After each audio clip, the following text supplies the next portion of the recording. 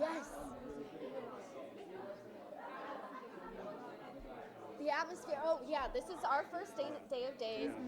We were super excited. Honestly, it was kind of sprung on us a little last minute. So yeah, but it was super exciting. We've heard lots of people talk about it, especially in the cast. During the past 2 years, we couldn't do it because of COVID, but now everyone is super excited to be back. I love it. I've been having such a blast. He's been I had no idea there was so going to be big. security. I show up, there's like 20 massive dudes out there. And I went over to there's a girl and she had a Days of Our Lives shirt on, you know, and I was like, hey, I'm here for the Days of Our Lives event. And the security comes over and like, no, sir, we'll take you up there and stuff. Yeah, they escorted us through the elevators. It's awesome. I was like, It's wow, I feel official. yeah, it's awesome.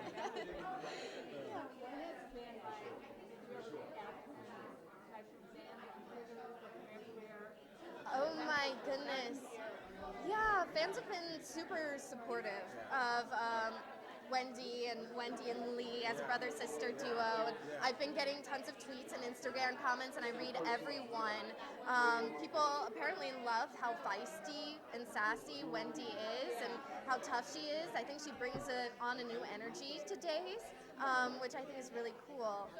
And I just think from when we first got introduced to each other in like the mini series, that was really like an exciting new character. Yeah, Beyond Salem. Yeah, Beyond Salem. Yeah, exactly. And so, yeah, and I appreciate any of the fans, and they're super kind. And I love getting letters too. When I send you a letter, yeah, that's my favorite. The fans have definitely welcomed us with open arms.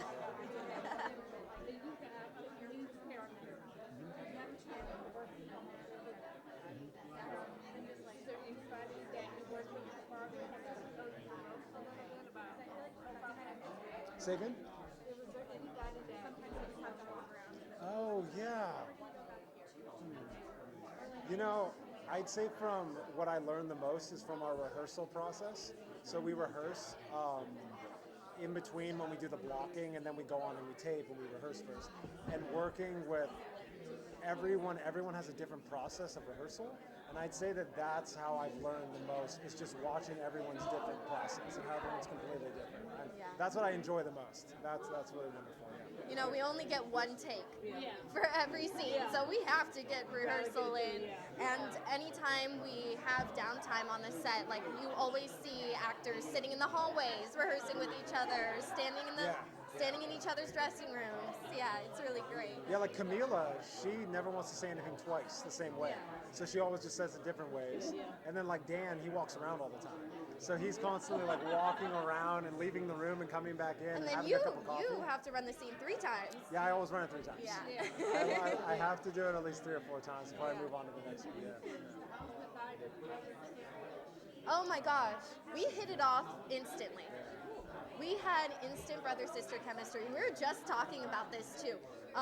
Like one of our first scenes, it was written, and it was still like this really heartfelt scene. It was really touching, right? And then we felt so awkward standing apart on set at the end of the scene. I was like, you know what? I'm just gonna go in for a hug. I'm just gonna go in for the hug. And Remington was like, yeah, do it. That's what a brother-sister would do, right? So like, we were just comfortable with each other right off the bat. And I was kind of like going like this to her when we were rehearsing, you know? Like to like, you know, it's like, hey, you're my sister. Like, I'm going to kind of push you a little bit, you know? Like, mess with you a little, you know? Yeah.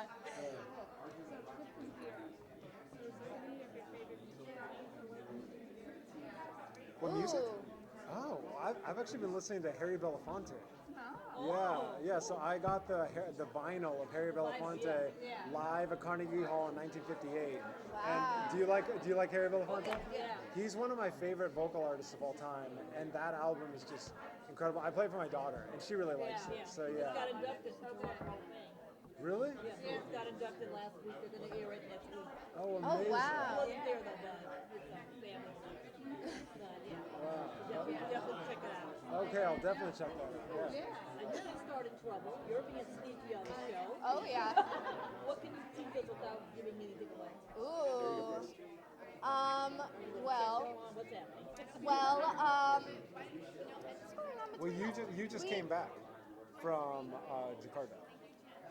Did I just come Yeah, back? you just came back Okay. from Jakarta. Yeah. It's hard to keep everything in track when filming versus when it's airing. Yeah. Okay, cool. Yeah, I think with Wendy, all you've seen as of now is her feisty, tough side.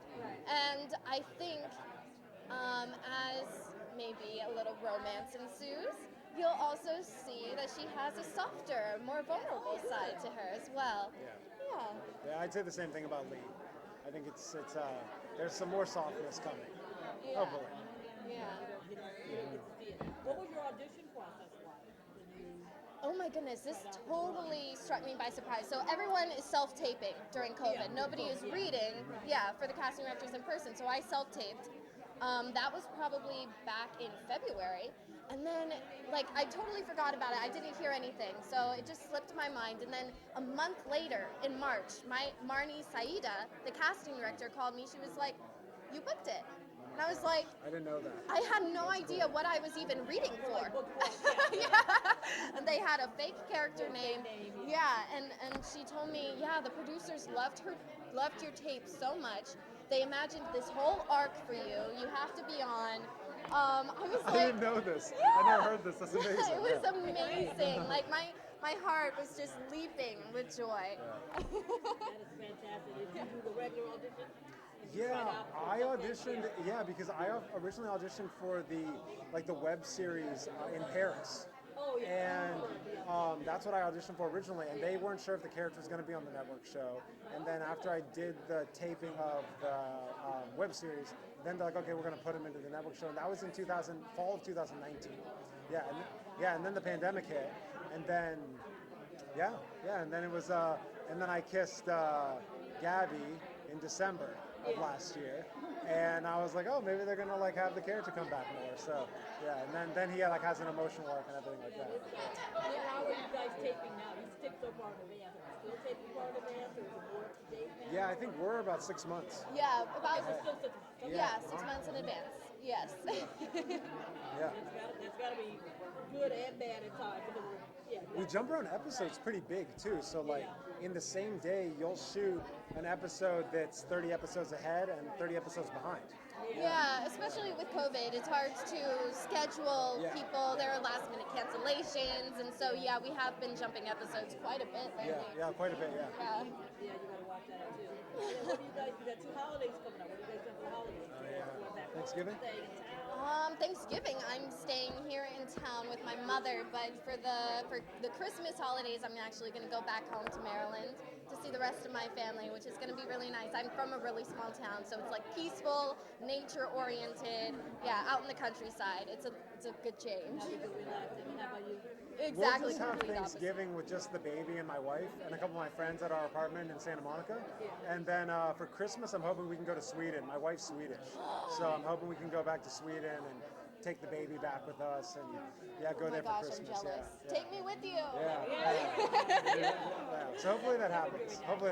Yeah, we still need to decide because the baby's really young. She's 4.5 months. So to do that big of a trip, it's a lot,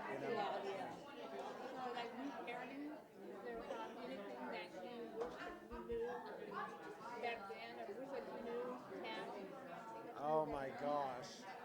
Happy wife, happy life.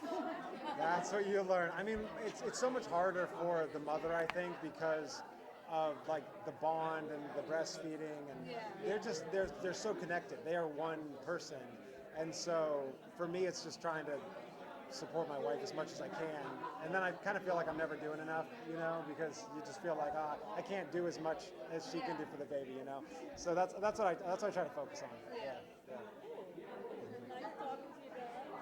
Thank you.